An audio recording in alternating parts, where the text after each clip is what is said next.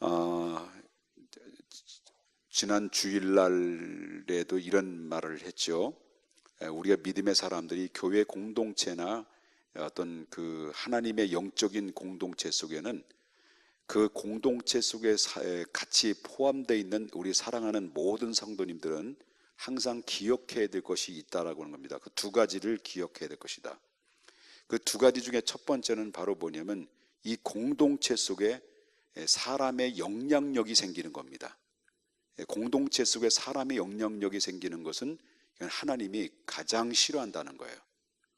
그 다음에 두 번째 하나님이 가장 싫어하는 것이 바로 뭐냐면 공동체 속에 세력의 그 크기로 말미암아 하나님의 일을 하는 거예요. 그게 무슨 뜻이냐면 많은 사람들이 이 교회 안에 있잖아요. 교회 안에인데 우리는 그 교회 안에는 반드시 리더가 있게 돼 있어요.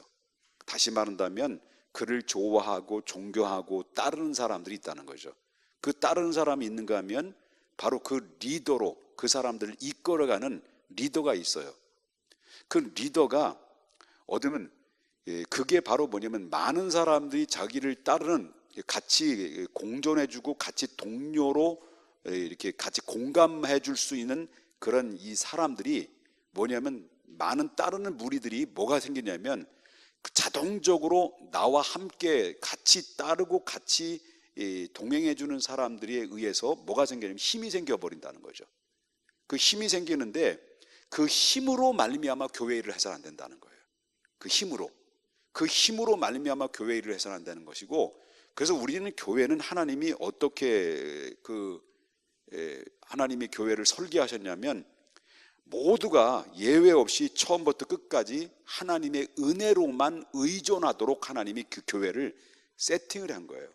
그렇게 하나님께서 그 교회를 구성으로 만들어 주신 거예요. 그래서 오직 모든 공동체 속에는 거기 리더도 있고 그를 따르는 모든 무리들도 있지만 그게 그 힘으로 말미암아 교회를 하는 것이 아니라 하나님의 은혜로 말미암아 교회의 사역을 감당할 때 그 사역은 하나님이 축복한다는 거죠. 그래서 바로 뭐냐면 어떤 개인의 지나친 영향력에 의해서 교회를 하다 보면 열심히 교회 일을 하지만, 열심히 헌신하고 봉사하지만 결국 어떻습니까? 나중에는 자기 의가 서서히 드러나게 되는 거예요. 그래서 여러분 바벨탑을 쌓았을 때 그냥 바벨탑만 쌓았을까요? 바벨탑만 쌓은 게 아니라 바벨탑을 쌓는 이유가 바로 뭐예요? 우리의 이름을 내자는 거예요. 하나님 이름 싹 빠진 거예요. 하나님 이름 싹 빠지고 우리의 이름을 내자는 거예요. 가장 교회에서 공동체 속에서 우리가 제거되어야 되고 하나님이 원치 않는 게 바로 뭐냐면 내 이름을 나타나는 거예요. 내 이름을 내는 거예요. 그래서 많은 사람들이 자기의 이름을 내기 위해서 뭐 명함도 만들고 뭐 그렇게 하고 있지만, 그러나 궁극적으로 볼 때는 교회 공동체 속에는 바로 내 이름을 드러내는 것이 아니라 누구를 드러내야 되는 겁니까? 그리스도의 영광을 드러내야 되는 것이 우리가 해야 될 몫이다라고 하는 거예요. 많은 사람들이 그렇게 해서 넘어지고 쓰러지고 결국 무너지는 이유가 바로 뭐냐면 하나님의 일을 드러나야 되는 건데 내 이름을 자꾸 드러내려고 하는 그 문제가 결국 걸려들어서 결국 어떻습니까? 주저앉고 오래 가지 못해서 그냥 하나님 앞에 버림받는 사람들이 너무나도 많이 있다는 것을 보게 됩니다. 하나님이 가장 싫어하는 게 바로 그거예요. 내 이름을 내는 거예요. 그래서 모든 공동체 속에서 하나님 영광 받아야 될 그 영광이 내 이름이 드러나서 하나님 영광을 가로채서 바로 도둑질하는 도둑이 11조만 도둑이 있는 것이 아니에요. 하나님 영광을 도둑질하는 영광의 도둑질도 있어요. 그렇기 때문에 우리는 경계해야 될 부분이 바로 특별히 교회에서 리더로서 쓰임받는 사람들은 항상 내 이름을 드러내지 않고 주님을 드러내는 일에 우린 늘 조심해야 되고, 그렇게 잘 드러나게 되면 누가 높여주시는 거예요? 내가 높여진다고 높여지는 것이 아니라 하나님이 높여주신다라고 하는 거예요. 자, 오늘 본문에 보면 여러분 지난번에도 우리 계속 구약의 이야기를 합니다. 자, 구약의 이야기를 하는 것은 대부분 제가 설교를 쭉 해왔던 것은 교회 성경에서 나타난 사건적인 사건에 대한 설교를 많이 해요. 근데 여러분 지난주에도 말씀드렸지만 미리암이라는 사람이지. 미리암은 누구예요? 모세의 누나예요. 자, 모세의 누나가 반기를 들었어요. 반기를 들어가지고 반기를 들은 이유가 뭐였을까요? 누구를 취했다는 거예요? 쓰시라고 그러나 뭐 있잖아요. 어떤 여인을 취한 거예요? 구스 여인을 취한 거예요. 그 이방 여인을 취한 거죠.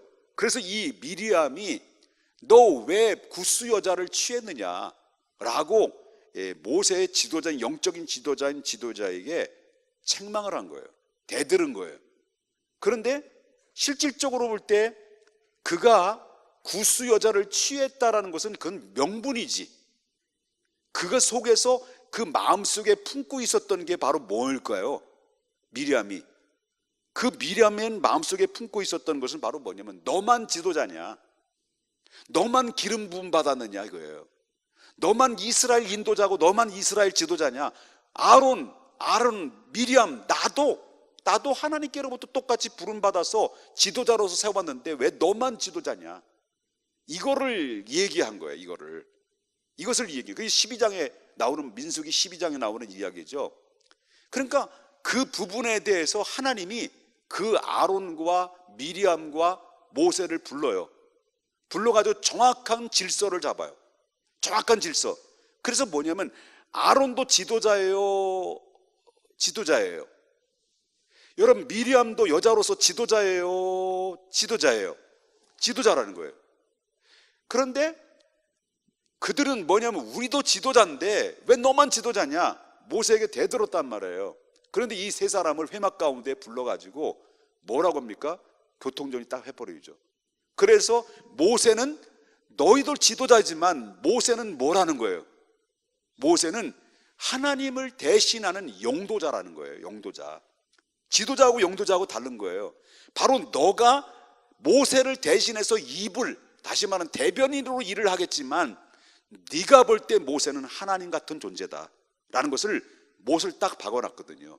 그러니까 이걸 대들어가지고 결국은 미리암이 뭐 만났어요? 문둥병이 만난 거예요.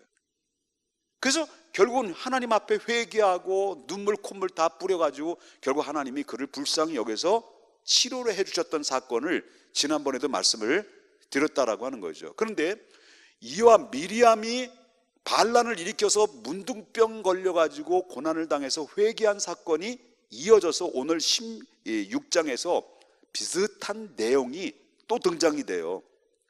그 등장이 바로 뭐냐면 자 보겠습니다. 1절과 2절을 좀 보겠습니다. 자 1절과 2절이 나오는데 세 종류의 사람이 누구에게 대들어요? 자 보십시다. 네 증손 고앗의 손자 이스라엘의 아들 누가? 고라가 나옵니다. 알았다 고라고라? 고라고라. 알았다 고라고라? 아멘 해죠. 자, 고라 나옵니다. 그 다음에 무슨 지파예요? 루벤 지파 자손 엘리압의 아들 누가 나와요? 다단과 누구요? 아비람과 벨렛의 아들 온이 나와요. 자, 온이 뭘 졌다는 거예요? 그래서 말해요.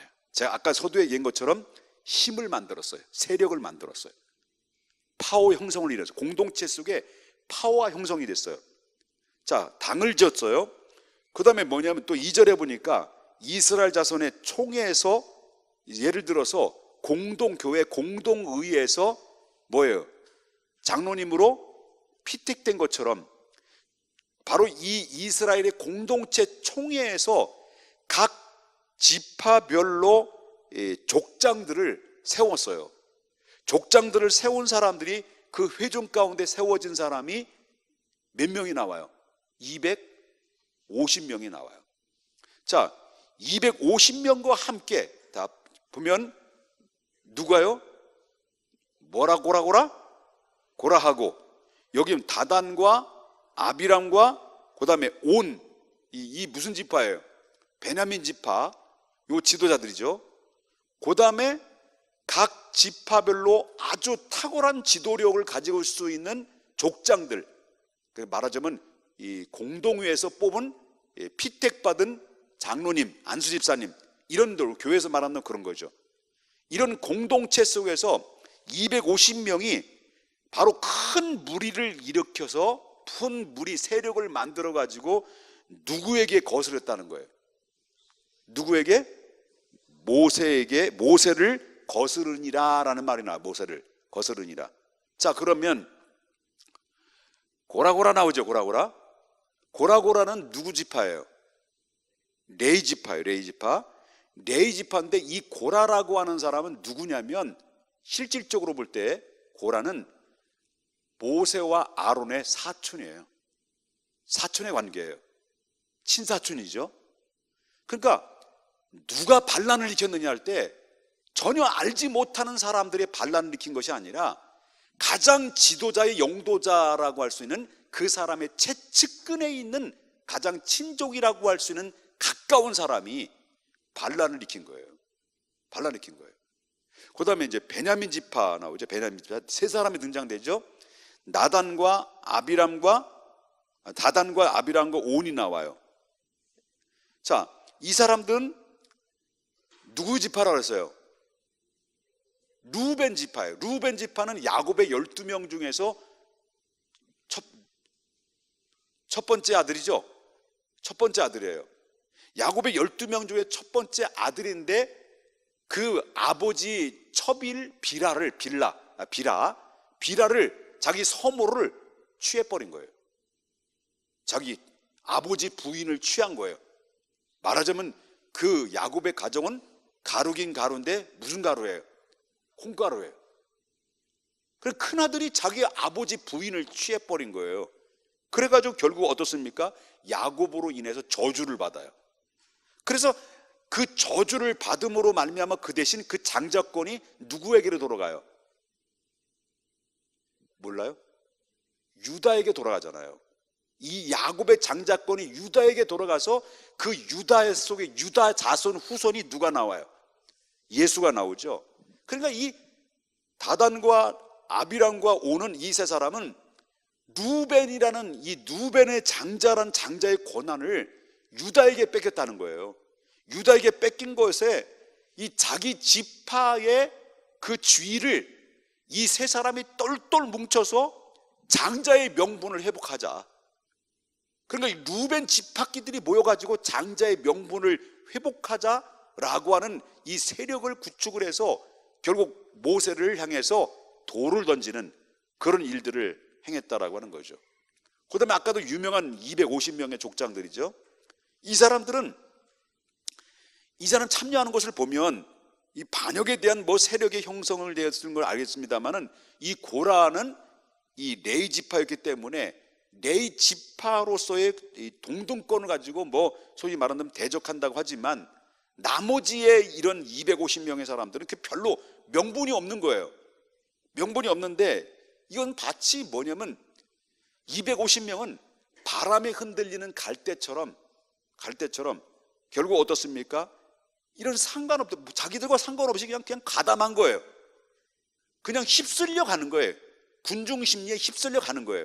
그 세력과 공동체 속의 세력의 힘 앞에 그들은 휩쓸려 가서 그냥 바람에 흔들리는 것처럼 흔들려서 결국은 이 250명과 이 고라 자손과 고라라는 사람과 그 다음에 3명의 루벤 지파 이 세 사람을 의해서 바로 주도에 의해서 그냥 끌려가는 가운데서 모세에게 반란을 일으켜버린 거죠. 이게 바로 여기 오늘 본문의 내용의 중심이라고 하는 거죠. 자, 그들이 내거는 그 명분과 제약이 뭘까요? 내걸었던 명분과 제약이 뭐냐면 그거예요. 지난주도 말씀드렸지만 모세와 아론, 너만 이 총회 위에 스스로 높여지느냐. 이 모든 총회가 있지 않아요. 이스라엘 총회가 있는데 이 총회 위에 네가 가장 우두머리가만 되겠느냐 하는 거죠. 너만 우두머리냐. 그래요. 너만 우두머리냐. 거기서 가장 주도적인 역할을 했던 사람이 누구예요? 모세 사촌 고라예요. 그러니까 고라는 모세에 대해서 늘 열등의식을 가진 거예요. 어떤 열등의식이에요? 모세는 지도자고 자기는 똑같은 네 집하고 사촌의 관계인데 자기는 지도자가 아니라 그 모세에게 지도를 받아야 되는 이런 상황에 있다 보니까 너희만 총회에서 뭐 스스로 높여지려고 하느냐? 라고 했다는 거예요. 이게 3절을 보게 되면 16장 3절에 보면 뭐라고 말하냐면 그들이 모여서 모세와 아론을 거슬려 그들에게 이르되 너희가 분수에 지나도록 회중에 다 각각 거룩하고 여호와께서도 그들 중에 계시거늘 너희 어찌 여호와의 총회 위에 스스로 높이느냐? 왜 너 교만하느냐? 이거 모세한테 당신 교만하다 그런 얘기예요. 너희가 분수에 지나지 않느냐라는 거예요. 분수에 비나지 않느냐? 그 이유가 바로 뭐냐면 이거 쉽게 말한다. 너희들만 거룩하냐? 우리 회중들도 거룩하다 그거예요. 하나님이 너희들만 계시냐? 우리들도 계시지 않느냐? 그거예요. 그러니까 그들이 말이 맞는 것은 그들이 이야기했던 것은 맞아요. 틀린 말이 아니에요. 그런데 여러분 알다시피 미리암이 얘기했을 때도 당신만 지도자냐? 당신만 하나님의 은혜를 입었냐? 우리도 입었지. 우리도 지도자 않느냐? 그 말이 틀린 얘기는 아니에요. 그런데 이 사람들이 문제는 바로 뭘까요? 이 사람 문제는 바로 뭐냐면 똑같아요. 미리암이 모세를 비방할 때 그 논리적으로 맞는 이야기지만은 그러나 결정적으로 볼 때는 그것이 모세를 향해서 비방을 하고 모세를 향해서 공격하는 것은 하나님이 누굴 향해서 공격하는 것으로 인정한다는 거예요. 하나님을 향해서 공격한다는 것을 인정한다는 거예요. 그러니까 그들은 결국 어떻습니까? 이런 계속적인 분수에 지나지 않느냐? 네가 총회에서 총회 위에 네가 높으냐? 너희들만 하나님의 은혜 받았냐? 우리도 하나님의 은혜 안 받았느냐? 너희는 잘난 척하느냐? 네가 얼마나 잘났으면 얼마나 잘났느냐? 네가 지도냐? 우리도 지도자다. 이렇게 자꾸 모세를 향해서 돌을 던지니까 자, 모세가 그런 상황을 막 공격을 받아요. 그것도 한두 명이 아니잖아요. 그죠? 떼거지로 몰려왔잖아요. 몇 명? 254명. 예? 떼거지로 몰려와죠. 모세가 막 이렇게 한단 말이에요. 자, 그때 제가 이 말씀을 드리고 싶은 거예요. 공격하고 막 모세가 막 곤경에 처했을 때 그때 모세가 화날까 안 날까요? 저도 이 문제가 굉장히 저기 걸리는 거예요. 모세가 혈기가 났을 거예요. 원래 모세는 혈기의 사람이에요. 혈기의 사람인데 이 모세는 어느 순간부터 서서히 이 사람이 점진적으로 마음이 온유하는데 이 세상의 모든 사람보다도 모세처럼 온유함이 승한 자가 없다는 거예요. 그런데 이 사람이 뭘로 보면 압니까? 문제가 터지고 공격을 당하고 곤경에 처할 때마다 모세는 어떻게 했다라는 거예요. 모세는 어떻게 했다고요? 자, 보십시다. 2절 보겠습니다. 250명 함께 모세를 거스르니라 라고 하고 그 다음에 자, 이런 소리 다 듣고 난 다음에 4절에 보면 뭐라고 그래요? 모세가 듣고 엎드렸다. 엎드렸다. 자, 모세가 홍해 바다도 그렇고 물이 없다고 했을 때 막 불평하고 원망할 때도 그렇고 막 돌을 던지려고 했을 때 그렇고 항상 모세는 뭐예요? 그들과 대항하지 않고 누구에게 엎드렸어요? 하나님께 엎드렸어요. 기도했다는 거예요. 기도하고 나서 그리고 하나님의 음성을 듣고 움직였다는 거예요. 중요한 거는 우리가 어떤 문제 앞에 있었을 때 기도하지 않고 문제를 처리하거나 기도하지 않고 그 문제를 향해서 대시를 하게 되면 물론 성공할 수도 있겠지만 반드시 그 결과는 언젠가는 그것이 우리에게 실패로 돌아가는 원인이 될 수 있다는 것을 보게 된다는 거죠. 모세는 그 문제를 만났을 때 항상 어땠다는 거예요? 하나님 여호와께 엎드려 기도하고 그 다음에 하나님의 사인이 임한 다음에 그는 행동을 했다는 거예요. 이게 모세가 다른 모습이에요. 모세는 엎드렸어요. 그리고 나서 엎드리고 난 다음에 모세가 뭐예요?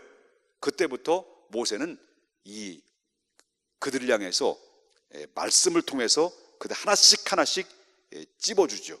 찝어주는데 그 찝어주는 내용을 보게 되면 뭐라고 말합니까? 자, 7절 이하에 보면 내 자손들아 너희가 너무 분수에 지나지 않느냐. 분수에 지나치느니라 이렇게 말씀하셨는데 그들은 뭐냐면 고라를 두고 하는 얘기죠. 고라를 두고 하는 얘기인데 모세는 이들을 했던 말 그대로 이 고라 자손이 이들의 모세에게 했던 말 그대로 다시 되돌려주는 말을 하고 있다는 거죠. 이 말은 무슨 말이냐면 또 이제 그 9절을 보게 되면 하나님이 이스라엘 회중에서 너희를 구별하는 것이 작은 일이냐라는 말이 또 나와요. 근데 여기서 하나님이 선민 중에 특별히 구별해 준 것은 여러분 전적인 하나님의 은혜잖아요. 이스라엘 백성들이 수많은 민족들 가운데서 그들을 구별하여 하나님의 택한 받은 백성으로 삼아주는 것은 전적인 하나님의 은혜라고 하는 거죠. 여러분 어부를 불러가지고 예수님의 제자로 삼아가지고 결국 하나님이 그를 사용하는 것은 어부들 입장에서 볼 때는 정말 최고의 영광이에요. 최고의 하나님이 이 땅에 내려오셔서 정말 가장 낮고 천한 어부들을 택해서 당신의 자녀로 삼아주시고 제자로 삼아주신 것도 감사한데 그 하나님의 영혼 살리는데 하나님이 그들을 사용했다는 것 자체만으로도요 그는 엄청난 은혜라는 거죠. 여러분 세리를 불러가지고 제자를 삼았어요. 그리고 세상에 수많은 제약 속에 살고 있는 수많은 사람들을 주님의 품으로 안아주시고 우리를 용납했어요. 바로 그런 사람들이 우리라는 거예요. 우리가 하나님의 은혜를 받았는데 너희가 어떻게 하여서 우리가 구별된 사람으로서 쓰임받았는데 너희가 왜 분수에 지나지 않게 너무나도 하나님을 향해서 공격하고 하나님에서 도전하고 있느냐, 그런 이야기를 하고 있는 거죠. 그뿐만 아니죠. 레위 자손들에게 들려준 말씀도 있고 여러 가지 많이 있습니다만은 오늘 이제 기억해야 될 것은 이제 이 말씀을 드리고 마치려고 합니다. 오는데 내 마음에 음성이 들려와요. 진짜 음성 들었어요. 주님의 음성이 들렸어요. 뭐라고 음성 들렸냐면 내일 바자회를 하니까 좀 일찍 끝내줘라. 그런 주님의 음성이 들렸어요. 진짜 생생해요. 저 뒤에 앉아있는데요 생생해 귀에 빵 때리는 거예요. 근데 뭐 어떻게 설교하고 싶은 마음은 굴뚝 같은 준비한 건 많은데 준비하는 게 많은데요 그래도 일찍 끝내줘라. 그런 음성이 들려온 거예요. 나중에 알고 보니까 그 주님의 음성이 박향희 씨의 음성이었어요. 그래서 이 주님의 나의 주인 대신 박형희 씨의 음성을 주님의 음성을 좀 받아들이고 우리 일찍 끝내려고 합니다. 은혜가 되죠? 다시 하겠습니다. 그러면 자, 우리가 교회는 질서의 하나님입니다. 질서의 하나님인데 우리가 하나님 앞에 어떤 문제 앞에 있을 때 성급하게 결정하지 마라. 항상 엎드리고 하나님 앞에 기도한 다음에 모든 일을 결정하라. 그렇지 않으면 실패할 수 있는 확률이 높다. 그래서 자기의 위치, 내게 포지션에 너무 지나친 욕심으로 내 그 이상의 것을 추구하고 요구하면 하나님이 결단코 용납하지 않는다. 그리고 하나님보다도 내 이름을 높이려고 하지 마라. 드러내지 마라. 이건 바벨탑이다. 무너진다. 그래서 한마디로 한꺼번에 딱 말한다면 뭐예요? 교만하지 마라.